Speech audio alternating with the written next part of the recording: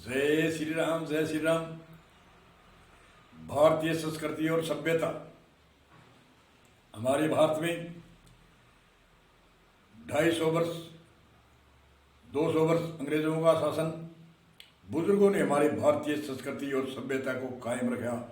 कोई भी संस्कृति में, सभ्यता में कोई भी बदलाव नहीं आने दिया। न बोलचाल की भाषा में बदलाव आने दिया, न खान पान के विषय में कोई बदलाव नहीं आने दिया, और पहनाव में भी कोई बदलाव नहीं आने दिया। भारतीय संस्कृति को पूर्व के बुजुर्गों को पढ़े लिखे कम भी थे, फिर भी उसका शासन था सामाजिक, पारिवारिक, बोलचाल की भाषा। आज 75-70 वर्ष हो गए। 70-75 वर्षों के अंदर 70 वर्षों के अंदर 70% विदेशी बोलचाल की भाषा, खान पान की और रहन सहन की विदेशी दूसरे देशे की पाश्चात्य प्रभाव पड़े हैं। हम ऐसे नहीं सोचते कि दूसरे देशों में क्या कारण से क्या खाते हैं, उनको खाना जरूरी है, उनको पहनना जरूरी है, उनकी नकल हम करने लगे। हमारे भारत के अंदर 6 प्रकार की ऋतु है, 12 प्रकार की वायु है। हमारे अलग ही एक वायुमंडल है, अलग ही यहाँ 6 प्रकार की ऋतुआं है। और यूरोप के कई देशों में ऐसे है जहाँ बर्फ़ पड़ती है तो कई महीनों तक बर्फ़ पड़ती है, तो उनके हिसाब से वो पहनते हैं, टाइट कपड़ा पहनते हैं, भारी कपड़ा पहनते हैं। उनके देखा देख हमारे भी जीन्स और भारी कपड़ा, और वो भी पजामी टाइट, जैसे पैर है ऐसी पतली सी एक पजामी होती है जो न पहनी जाती है, न स्नान घर में पहन सकते हैं। उसको बेड या चारपाई पर आगे बड़ी मुश्किल से उसको पहनते हैं।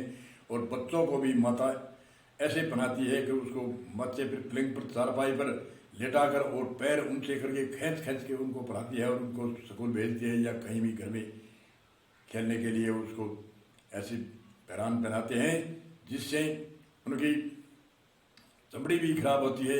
और टाइट वस्त्र पहनना भी नहीं चाहिए। और दूसरी वेशभूषा आजकल शनिदेव का भेष से वस्त्र पहनते हैं।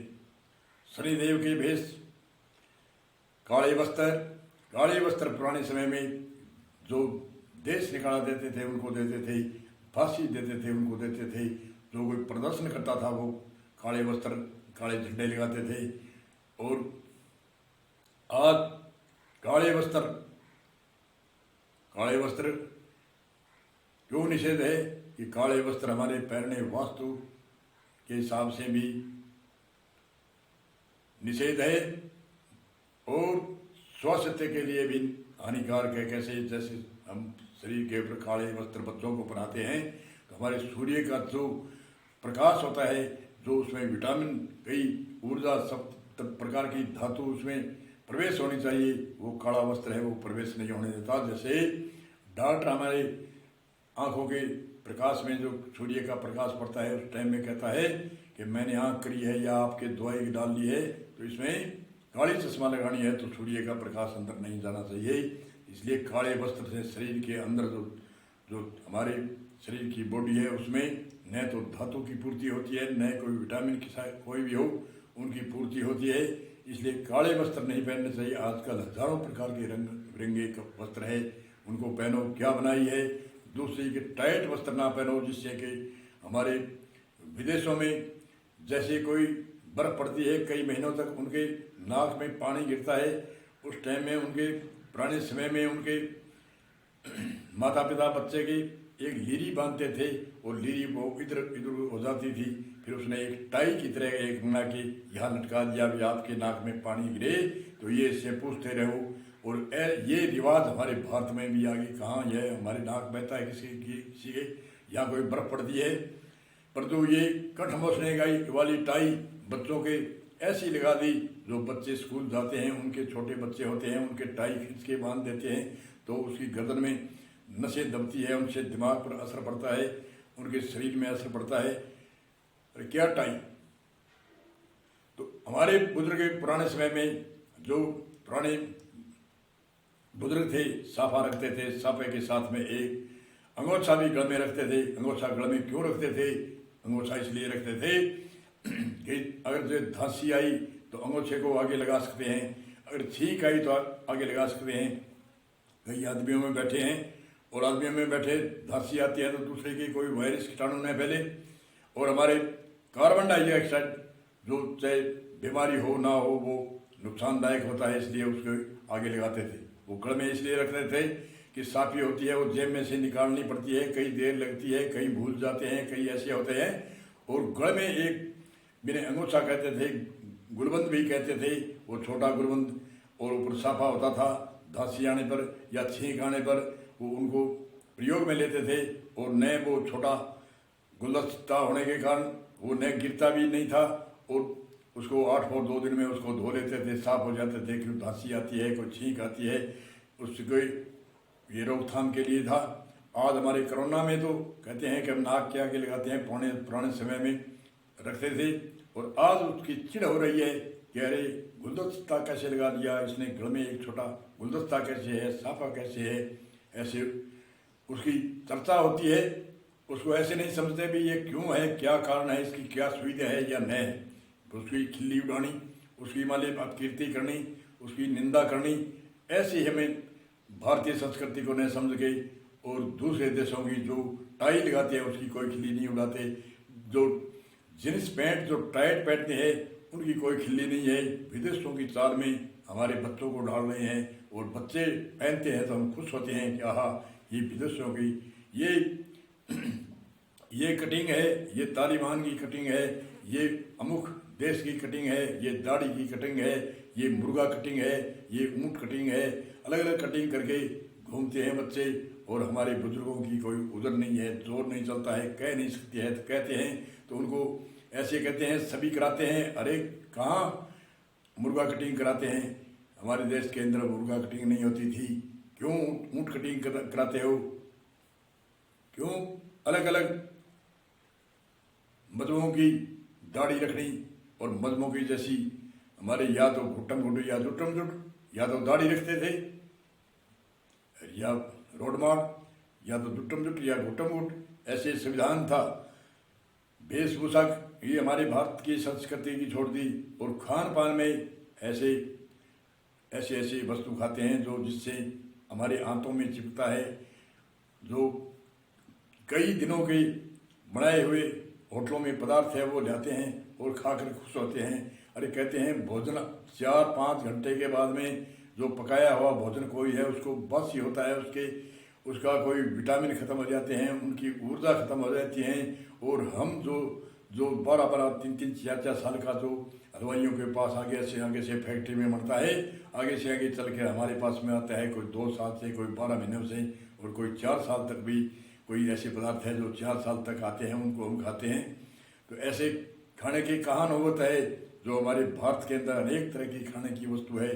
जो बिस्कुट खाते हैं हम देखते हैं दांतों के एकदम चिप जाते हैं, तो वो आंत में भी चिपते हैं। ये प्रमाण है इसका भी, दांतों के चिपते हैं चारों तरफ से मिश्रों में, तो ये आंत में भी चिपेगा। तो आंत में चिपेगा तो हमारे स्वास्थ्य के लिए हानिकारक होगा, वह कैसे निकलेगा? दांत तो हम दांतों से साफ कर सकते हैं और आंत के अंदर कोई पानी डालने से वहाँ कोई बुर्श नहीं लगते। प्रकृति शरीर की है वो असाध्य होती है, उसको कोई साफ नहीं कर सकती। इसलिए हमारे स्वास्थ्य के लिए ध्यान रखना जरूरी है भी क्या खाना चाहिए क्या नहीं खाना चाहिए। पुराने समय में सादा जीवन होता था, सादे जीवन का भोजन खाते थे। आज विदेशों में जो बोलचाल की भाषा, कई ऐसे नाम है जो वहाँ जानवरों के नाम रखते हैं और जानवरों के नाम के हमारे यहाँ अंग्रेजी कहते हैं, हम अंग्रेजी की इंग्लिश मीडियम में पढ़े हैं, उनको ऐसे भी मालूम नहीं है ये नाम कैसे है। टिंकू पिंकू चिक्कू आदि ऐसे 2-2 शब्दों के नाम है। हमारी भारतीय संस्कृति में ऐसे नाम नहीं होते थे। हमारी भारतीय संस्कृति में एक शरीर के जो जन्मता है उसका राशि पर नाम का अर्थ क्या है, उसके राशि पर नाम होता है, उस राशि का असर पड़ता है और नाम का भी मनुष्य के पर प्रभाव पड़ता है। जैसा नाम होता है उसके कुछ प्रभाव उसके होता है। इसलिए ऐसे नाम कराने चाहिए जिसमें हमारे समाज की शिक्षा हो, उपदेश हो, ऐसे नाम होने चाहिए। और अंग्रेजी में कई ऐसे हैं, अंग्रेजी में विदेशों में कहते हैं अंकल, अंकल किसे कहते हैं, वो कहते हैं अंकल है।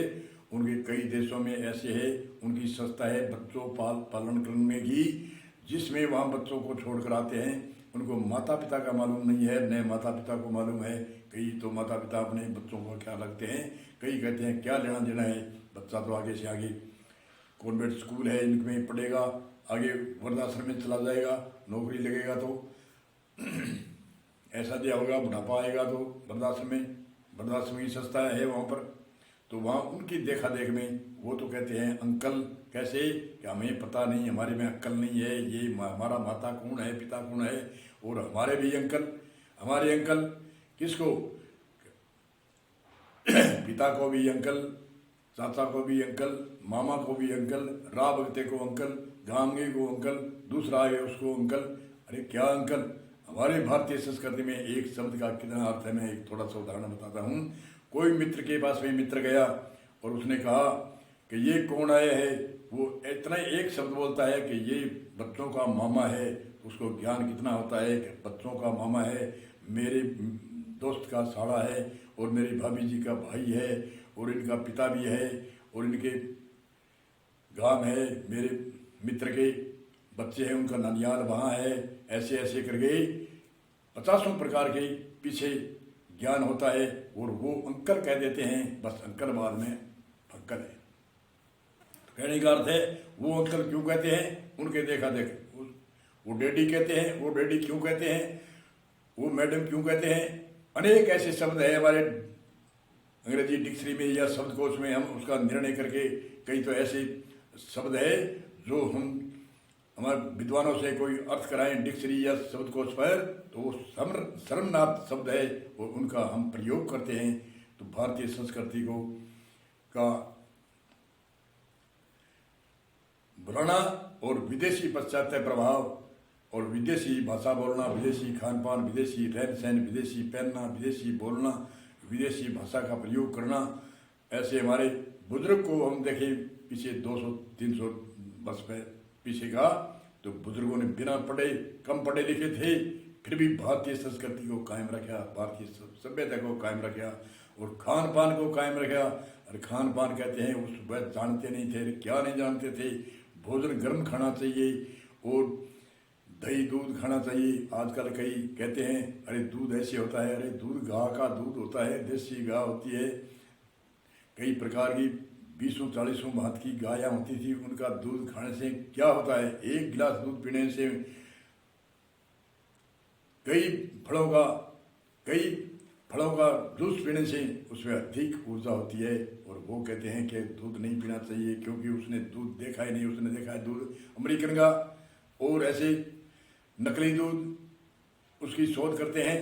किसने असली दूध का शोध किया है जो इसमें कुछ नहीं है, इसमें नुकसान होता है। कौन कहता है, आजकल के बड़े बड़े डॉक्टर हैं कि हमने डिग्री करी है, सर्च करी है, कहाँ करी है सर।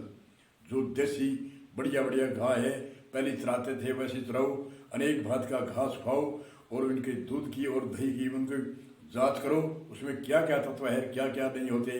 परंतु जो पाउडर बना हुआ है, जो नकली दूध है, नकली गाय का दूध है और नकली बनाने वाला दूध है, उनकी जांच करने से क्या मिलता है। इसलिए हमें भारतीय संस्कृति को अपनाना चाहिए और विदेशी पाश्चात्य प्रभाव से हमें प्रभावित नहीं होना चाहिए। आगे इस वर्तमान पीढ़ी में सावधान हो और भावी पीढ़ी में सावधान वर्तमान में हम होंगे। वर्तमान युवा लोग बूढ़े वाले हैं, वो तो कह सकते हैं और उनको करने की तो हिम्मत नहीं है, करने वाले तो नौजवान ही होंगे और नौजवान करेंगे तो आगे भावी पीढ़ी में ही हमारा देश भी सक्षम होगा, परिवार भी सक्षम होगा, शरीर भी स्वास्थ्य होगा। तो इसलिए हम इसी सूत्र को यहाँ विराम देते हैं। बोलो जय श्री राम।